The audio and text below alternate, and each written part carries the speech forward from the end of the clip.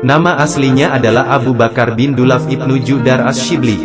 Nama Ash-Shibli dinisbatkan kepadanya karena ia dibesarkan di kota Shibli, di wilayah Khurasan, Persia. Ia dilahirkan pada 247 Hijriah di Baghdad atau Samara, dari keluarga yang cukup terhormat. Mendapat pendidikan di lingkungan yang taat beragama dan berkecukupan harta. Ia berkembang menjadi seorang yang cerdas. Nama Abu Bakar Ash-Shibli banyak menghiasi berbagai kitab tentang sufi. Ulama besar ini tidak hanya dikenal dengan konsepnya tentang bagaimana menempuh jalan kerohanian, tapi juga terkenal karena kehidupannya yang unik. Harta berlimpah dan jabatan tinggi ditinggalkannya demi memburu hakikat hidup dalam ritus sufisme yang mendalam. Tak pelak, kehidupannya yang unik memberikan inspirasi para peminat tasawuf bagi generasi-generasi berikutnya. Di Baghdad ia bergabung dengan kelompok Junaid. Ia menjadi sosok terkemuka dalam sejarah Al-Halaj yang menghebohkan. Ia dikenal karena perilakunya yang eksentrik, yang menyebabkan akhirnya menyeret dia ke rumah sakit jiwa.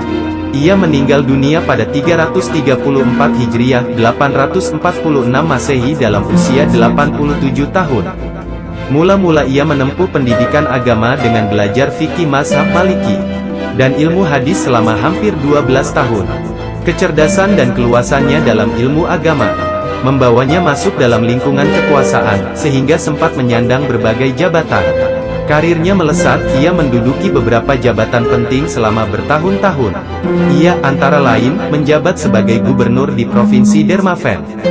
Dalam buku Ajaran dan Teladan Para Sufi, Dr.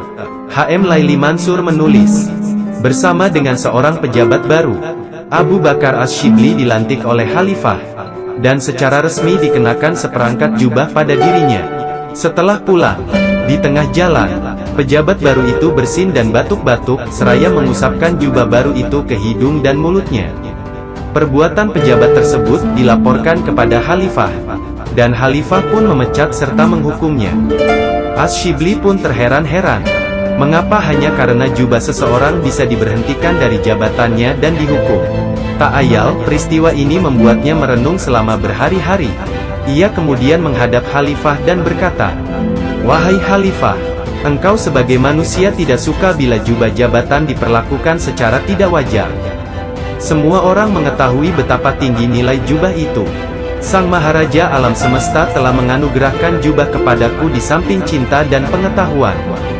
Bagaimana dia akan suka kepadaku jika aku menggunakannya sebagai sapu tangan dalam pengabdianku pada manusia?" Sejak itu ia meninggalkan karir dan jabatannya, dan ingin bertobat. Kisah pertobatannya menyentuh kalbu. Ash-Shibli mulai mengarungi dunia tasawuf. Ia berguru kepada sejumlah ulama sebagai pembimbing spiritualnya. Antara lain ia juga masuk ke dalam kelompok spiritual Khairal Nasaj. Belakangan ia juga berguru kepada beberapa sufi terkenal, seperti Junaid al-Baghdadi, yang sangat mempengaruhi perkembangan kerohaniannya. Sufi masyhur yang cemerlang dalam berbagai gagasan tasawuf ini memang punya banyak pengikut. Pertemuannya dengan Junaid al-Baghdadi digambarkan oleh Fariduddin Attar dalam kitab Tazkiratul Aulia. "Engkau dikatakan sebagai penjual mutiara, maka berilah aku satu atau juallah kepadaku sebutir," kata Ash-Shibli kepada Junaid. Maka Junaid pun menjawab, "Jika kujual kepadamu, engkau tidak sanggup membelinya. Jika kuberikan kepadamu secara cuma-cuma, karena begitu mudah mendapatkannya, engkau tidak akan menyadari betapa tinggi nilainya. Lakukanlah apa yang aku lakukan. Benamkanlah dulu kepalamu di lautan. Apabila engkau dapat menunggu dengan sabar, niscaya engkau akan mendapatkan mutiaramu sendiri." Lalu kata Ash-Shibli, "Jadi apakah yang harus kulakukan sekarang?" Jawab Junaid, "Hendaklah engkau berjualan belerang selama setahun." Maka Ash-Shibli berjualan belerang selama setahun. Lorong-lorong kota Baghdad dilaluinya tanpa seorang pun yang mengenalnya. Setelah setahun lewat, ia kembali kepada Junaid. Maka ujar Junaid, "Sekarang sadarilah nilaimu. Kamu tidak ada artinya dalam pandangan orang lain. Janganlah engkau membenci mereka dan janganlah engkau segan. Untuk beberapa lamanya engkau pernah menjadi bendahara, dan untuk beberapa lamanya engkau pernah menjadi gubernur. Sekarang kembalilah ke tempat asalmu, dan berilah imbalan kepada orang-orang yang pernah engkau rugikan." Maka ia pun kembali ke kota Dermaven. Rumah demi rumah disinggahinya. untuk menyampaikan imbalan kepada orang-orang yang pernah dirugikannya. Akhirnya masih tersisa satu orang, tapi ia tidak tahu kemana dia pergi. Ia lalu berkata, "Aku telah membagi-bagikan 1000 dirham, tapi batinku tetap tidak menemukan kedamaian." Setelah 4 tahun berlalu, ia pun kembali menemui Junaid. Perintah Junaid, "Masih ada sisa-sisa keangkuhan dalam dirimu. Mengemislah selama setahun." Tanpa banyak bicara, ia pun segera melaksanakan perintah sang guru. "Setiap kali aku mengemis, semua yang kuperoleh kuserahkan kepada Junaid. Dan Junaid membagi-bagikan kepada orang-orang miskin. Sementara pada malam hari aku dibiarkan kelaparan," kenang Asy-Syibli. Setahun kemudian Junaid berkata, "Kini kuterima engkau sebagai sahabatku. Tapi dengan satu syarat, engkau terus jadi pelayan sahabat-sahabatku." Setelah ia melaksanakan perintah sang guru, Junaid berkata lagi, "Hai Abu Bakar, bagaimanakah pandanganmu sekarang terhadap dirimu sendiri?" Asy-Syibli menjawab, "Aku memandang diriku sendiri sebagai orang yang terhina di antara semua makhluk Allah." Junaid menimpali, "Sekarang sadarilah nilai dirimu, engkau tidak ada nilainya di mata sesamamu. Jangan pautkan hatimu pada mereka, dan janganlah sibuk dengan mereka." Junaid pun tersenyum, sembari berkata, "Kini sempurnalah keyakinanmu." Banyak hikmah dan karomah di sekitar sufi besar ini. Dalam kitab Tazkiratul Auliya diceritakan, selama beberapa hari Syibli menari-nari di bawah sebatang pohon sambil berteriak-teriak, "Hu, hu, hu." Para sahabatnya bertanya-tanya, apakah arti semua ini? Beberapa hari kemudian Syibli menjawab, "Merpati hutan di pohon itu meneriakkan ku, ku, maka aku pun mengiringnya dengan hu, hu." Burung itu tidak berhenti bernyanyi sebelum aku berhenti meneriakkan hu, hu, begitulah, membakar surga. Di lain hari orang menyaksikan Syibli berlari-lari sambil membawa obor. "Hendak kemanakah engkau?" tanya orang-orang itu. "Aku hendak membakar Ka'bah." Sehingga orang-orang hanya mengabdi kepada yang memiliki Ka'bah, jawab Syibli. Di lain waktu, tampak Syibli membawa sepotong kayu yang terbakar di kedua ujungnya. "Aku hendak membakar neraka dengan api di satu ujung kayu ini, dan membakar surga dengan api di ujung lainnya, sehingga manusia hanya mengabdi karena Allah." Setelah mengalami kemajuan spiritual, sampai pada suatu titik di mana ia dapat memenuhi sakunya dengan gula-gula. Dan pada setiap bocah yang ia temui, ia akan berkata, "Katakanlah Allah." Lalu ia akan memberikan gula-gula. Setelah itu ia akan memenuhi saku bajunya dengan uang dirham dan dinar. Ia berkata, "Siapa saja yang berkata Allah sekali saja, aku akan penuhi mulutnya dengan emas." Setelah itu, semangat kecemburuan berkobar dalam dirinya. Dengan menghunus pedang, sambil berkata, "Siapa saja yang menyebut nama Allah, akan ku tebas kepalanya dengan pedang ini, pekiknya." Orang-orang berkata, "Sebelumnya engkau biasa memberikan gula-gula dan emas. Namun mengapa sekarang engkau mengancam mereka dengan pedang?" Ia menjelaskan, "Sebelum ini aku kira mereka menyebut namanya berdasarkan pengalaman dan pengetahuan hakiki. Kini aku sadar bahwa mereka melakukannya tanpa perhatian dan hanya sekedar kebiasaan. Aku tidak dapat membiarkan lidah-lidah kotor menyebut namanya." Setelah itu di setiap tempat yang ia temui, ia menuliskan nama Allah. Tiba-tiba sebuah suara berkata padanya, "Sampai kapan engkau akan terus berkutat dengan nama itu? Jika engkau merupakan seorang pencari sejati, carilah pemiliknya." Kata-kata ini begitu menyentak Asy-Syibli. Tak ada lagi ketenangan dan kedamaian yang ia rasakan. Betapa kuatnya cinta menguasainya. Begitu sempurnanya ia diliputi oleh gonjang-ganjing mistis. Sampai-sampai ia menceburkan diri ke sungai Tigris. Gelombang sungai membawanya kembali ke tepi. Kemudian ia menghempaskan dirinya ke dalam kobaran api. Namun api itu kehilangan daya untuk membakarnya. Ia mencari tempat di mana sekelompok singa berkumpul lalu berdiam diri di sana. Namun singa-singa itu malah melarikan diri menghindarinya. Ia terjun bebas dari puncak gunung. Namun angin mencengkram dan menurunkannya ke tanah dengan selamat. Kegelisahannya semakin memuncak beribu-ribu kali lipat. Ia memekik, "Terkutuklah ia, yang tidak diterima oleh air maupun api, yang ditolak oleh binatang buas dan pegunungan." Lalu terdengarlah sebuah suara, "Ia yang diterima oleh Allah, tidak diterima oleh yang lain." Kemudian orang-orang membelenggunya dan membawanya ke rumah sakit jiwa. Mereka berkata, "Orang ini sudah gila. Ia menjawab, di mata kalian aku ini gila dan kalian waras. Semoga Allah menambah kegilaanku dan kewarasan kalian. Kalian dihempaskan semakin jauh dan jauh lagi. Khalifah lalu menyuruh seseorang untuk merawatnya. Orang itu datang dan menjejalkan obat secara paksa ke mulut Ash-Shibli. Jangan persulit dirimu, pekik Ash-Shibli.